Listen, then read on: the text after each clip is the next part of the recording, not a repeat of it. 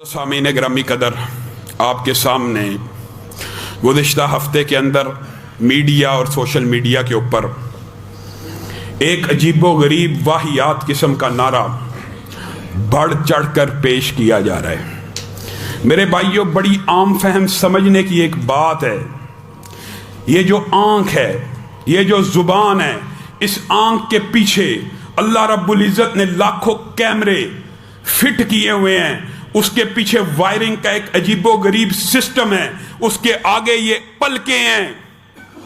آپ ان کیمروں، ان وائرنگ کے سسٹم کو چھوڑیے، صرف اس پلک کو جو شٹر ہے اس کی کارکردگی کے اوپر غور کیجئے۔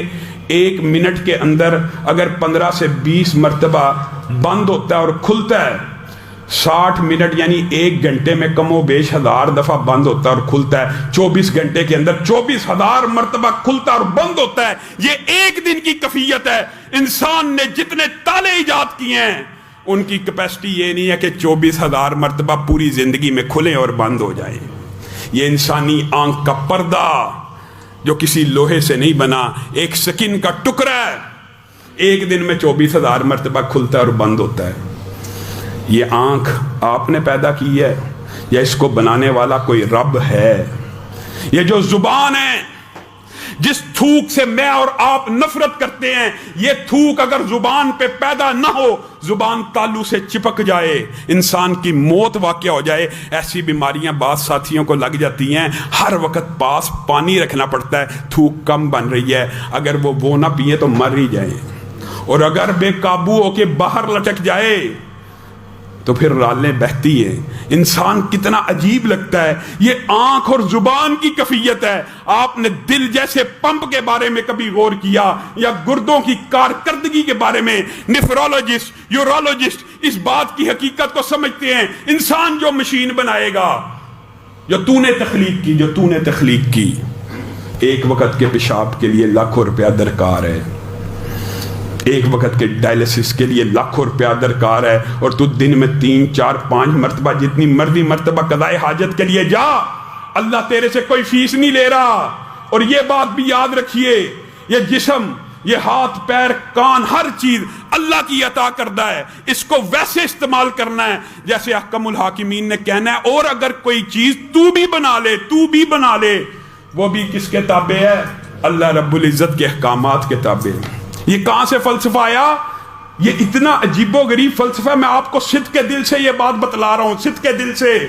دنیا کا کوئی مذہب، عیسائیت ہو، یہودیت ہو، ہندو مت ہو، بدھ مت ہو، دنیا کے کسی مذہب کے اندر نکاح کے بغیر اپنے جسم کو جنسی تسکین کے لیے استعمال کرنا جائز ہی نہیں ہے۔ دنیا کے کسی مذہب میں نہیں ہے۔ میرا جسم میری مرضی کا مطلب پتہ کیا ہے؟ زنا بالرضا کا ایسا راستہ کھول دینا اور نکاح کے ادارے کے اوپر ایسی تلوار چلا دینا کہ جس کے ساتھ مرضی جانوروں کی طرح انسان مشغول ہو جائے۔ یہ میرا جسم میری مرضی جو ہے، یہ نعرہ نکاح کے اوپر بھی ضرب لگاتا ہے، نکاح کے اوپر بھی، نکاح کے ادارے کے اوپر بھی، اور مذاہب کے اندر نکاح کے ادارہ ایک مسلمہ حیثیت رکھتا ہے۔ وَلَا تَقْرَبُوا الزِّنَا، قرآن پاک میں۔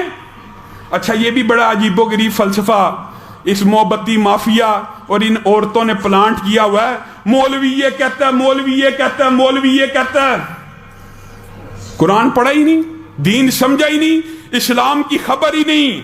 یہ جو الفاظ اور باتیں ہوتی ہیں نا، یہ جو الفاظ اور باتیں ہیں، یہ کئی مرتبہ انسان ایسے کفریہ الفاظ اپنے منہ سے ادا کر دیتا ہے کہ دین سے خارج ہو جاتا ہے۔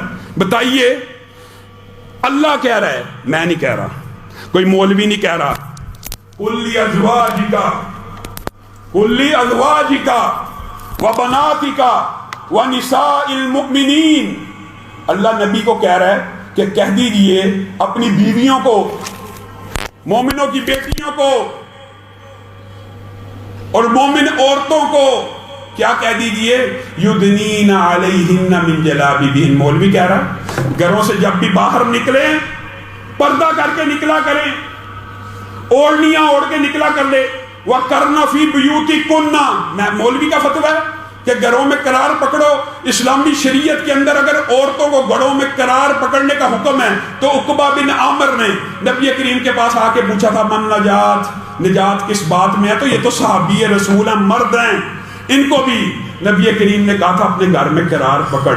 مرد کے لیے اگر گھر میں قرار ہے تو عورت کے لیے جو قرار کا حکم ہے وہ مولوی نے دیا ہے؟ یہ گندا فلسفہ. اور میں دکھ کے ساتھ کہتا ہوں یہ میڈیا اس بات کو کیوں نہ پروموٹ کرے جو 2 روپے کی چنگم 2 روپے کا بلیڈ عورتوں کو کمیڈیٹی کے طور پہ استعمال کر کے نچا کے ناچ گانا کر کے عورتوں کو نچا کے جو 2 روپے کی چنگم بیچے اور جن کو اشتہاروں سے غرض ہو. میں آپ کو ایک بات کہتا ہوں، بات کئی مرتبہ تلخ ہو جاتی ہے. سب سے زیادہ نقصان کسی جسم فروش عورت کے دھندا چھوڑنے کا یا طوائفہ کے دھندا چھوڑنے کا کس کو ہوتا ہے؟ دلالوں کو ہوتا ہے، جن کے گھر کے چولہے اس کاروبار اور دھندے سے چل رہے ہوتے ہیں. یہ عورتیں اس لیے شور مچا رہی ہیں کہ ان کے کاروبار کو ٹھیس پہنچ رہی ہے، ورنہ مہذب معاشرے کے اندر کوئی ذی شعور بندہ ایسا نہیں ہے، کوئی ذی شعور بندہ ایسا نہیں ہے جو میرا جسم میری مرضی کے نعرے کو عقلی اور منطقی طور پہ سپورٹ کرے. کیسی مرضی اگر انسان کی. اچھا یہ بات بھی بتاؤں، اس میں عورت اور مرد کا فرق نہیں ہے. عورتوں نے شاید یہ سمجھا یا یہ پروموٹ کر رہی ہیں کہ میرا جسم میری مرضی، مردوں کا حق ہے. یہ مردوں کا حق بھی نہیں ہے، عورت تو دور کی بات ہے، مرد کا بھی حق نہیں ہے. کیا مجھے اور آپ کو اللہ نے یہ اختیار دیا تھا ہم فلاں شخص کے گھر پیدا ہو جائیں، ہمارے فلاں بہن بھائی ہوں، ہم فلاں علاقے میں پیدا ہو جائیں؟ اللہ نے تو ہمیں یہ اختیار بھی نہیں دیا کہ ہمارا بلڈ گروپ کون سا ہو. اللہ نے تو ہمیں یہ اختیار نہیں دیا کہ ہم دنیا کی مصیبتوں سے تنگ آ کے خودکشی کر لیں. خودکشی کی اجازت بھی دین اور شریعت میں نہیں ہوتی. کس وجہ سے؟ اگر جسم تیرا ہے، مرضی تیری ہے، تو خودکشی حلال ہونی چاہیے. یہ سارے کے سارے اسلامی قوانین ہیں. یا تو اعلان یہ مولویوں کے ساتھ ان کی جنگ نہیں ہے، اللہ کی قسم ان کی اسلام پرستوں کے ساتھ کوئی جنگ نہیں ہے. یہ اللہ اور اللہ کے رسول کے خلاف جنگ لڑنے نکلی ہیں. اللہ کے احکامات کو، اللہ کے احکامات کی اللہ کو نہیں کہہ سکتی. معاشرے میں اوپن نام مولوی اور اسلام پسندوں کا استعمال کیا جاتا ہے. مولوی کیسے ہمیں گھروں میں قرار پکڑائے گا؟ مولوی کیسے پردے کا حکم دے گا؟ مولوی دیتا ہے. نبی کریم صلی اللہ علیہ وسلم نے عورت کا پروٹوکول بیان کیا ہے، جب عورت گھر سے باہر نکلے گی اس لباس میں ہوگی. اللہ نے یہ پروٹوکول بیان کیا ہے جب عورت گھر سے باہر نکل آئے کسی مجبوری کے تحت خوشبو نہیں لگائے گی، حتیٰ کہ اپنے پاؤں کو آہستگی کے ساتھ زمین پہ رکھے گی. یہ مولوی کہتا پاؤں آہستہ رکھو، اللہ کہہ رہا ہے وَلَا يَضْرِبْنَ بِأَرْجُلِهِنَّ. اللہ کہہ رہا ہے کہ مولوی کہہ رہا ہے. تمہاری جنگ اللہ کے خلاف ہے، رسول اللہ کے خلاف ہے. یہ عجیب و غریب معاشرے میں فلسفہ، یہ عجیب و غریب. اور میں دکھ پتہ کس بات کے اوپر ہے؟ ہمارا پاکستان کس نام پہ بنا؟ اسلام کے نام پہ. یہاں پہ اسلامی قوانین کو پروموٹ کرنا چاہیے، اسلامی اقدار اور شاعر کو پروموٹ کرنا چاہیے، لیکن ایسے عدلیہ میں منصف بیٹھے جی یہ مارچ اس کو کوئی نہیں روک سکتا. کیوں نہیں روکا جا سکتا؟ اس کو روکنا چاہیے. یہ مولوی اور اسلام کے خلاف نہیں ہے، یہ پاکستان کے نظریے کے خلاف ہے، یہ اللہ اور اس کے رسول کے خلاف ہے. اس کو روکنا تو عدلیہ کا کام تھا، نہیں روکا جاتا. یہ عورتوں کو مغالطہ دے رہی ہیں کہ ہم عورتوں کے حقوق کی جنگ لڑی ہیں. اللہ کی قسم یہ عورتوں کے حقوق کی جنگ نہیں ہے، یہ عورتوں کی آزادی کی جنگ نہیں ہے، یہ عورتوں تک آزادی کی جنگ ہے، عورتوں تک رسائی کی جنگ ہے. یہ عورتوں کو مغرب کی طرح ٹیشو پیپر اور ایک کموڈیٹی اور ایک پروڈکٹ بنا کر پیش کرنا چاہتی ہیں. اگر یہ عورت کے ساتھ مخلص ہو تو ان کا سب سے پہلا نعرہ کیا ہونا چاہیے؟ ایمانداری سے بتلائیے، ان کا سب سے پہلا نعرہ کیا ہونا چاہیے؟ عورت کے ساتھ ریپ نہیں ہونا چاہیے، عورت کی عصمت دری نہیں ہونی چاہیے.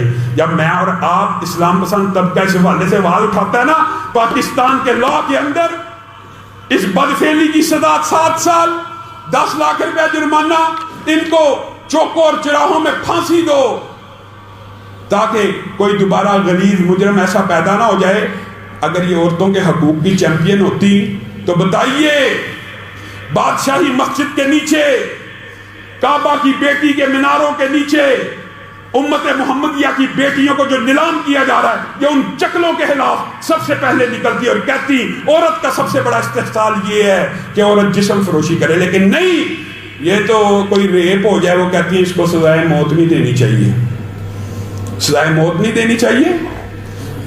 اس کا مطلب یہ ہے کہ تم اسلام کے بھی خلاف، شریعت کے بھی خلاف، عقل و منطق کے بھی خلاف، اور تم یہ ریپ جیسے واقعات کے اوپر بھی صرف اس وجہ سے مخالفت ہے کہ یہ مولوی نے کیوں نعرہ لگا دیا جی سر عام چوکوں چوراہوں میں سزا ہونی چاہیے، سر عام نہیں ہونی چاہیے جی، سزائیں یہ وحشیانہ ہوتی ہیں جی، یہ قانون اولیٰ کی ہوتی ہیں۔ دکھ اور افسوس کی بات ہے، یورپ کی بیٹی حجاب کی جنگ لڑ رہی ہے، پردے اور نقاب کی جنگ لڑ رہی ہے، اور آج پاکستان میں امت محمدیہ کی بیٹیاں بے حجابی اور بے پردگی کی جنگ لڑنا چاہتی ہیں۔ اللہ رب العزت جو کہا گیا، جو سنا گیا، اس کو سمجھنے کی توفیق۔